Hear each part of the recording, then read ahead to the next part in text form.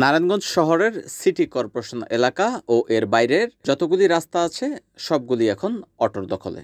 Autorickshaw, easy bike, মিশুক তাদের দৌরত্ব কোনোভাবেই কমছে না। সিটি কর্পোরেশন, জেলা প্রশাসক, পুলিশ প্রশাসন সকলের পক্ষ থেকে বিভিন্ন সময় বিভিন্ন অভিযান পরিচালিত হলেও এর স্থায়ী সমাধান মিলছে না কোনোভাবেই। নারায়ণগঞ্জ শহরের প্রাণকেন্দ্র চাষাড়া থেকে শুরু করে ২ নং রেলগেট, এই রাস্তাটুকু যেতে ঘন্টার পর ঘন্টা অপেক্ষা করতে হয় অপেক্ষামান যাত্রী সাধারণের। দীর্ঘ যানজটের কবলে পড়তে হয় নারায়ণগঞ্জবাসীকে।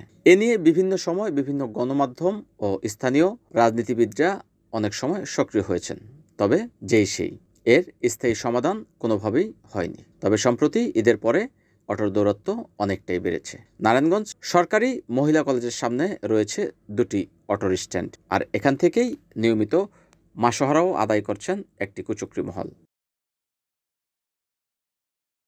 NAN TV, Narayanganj.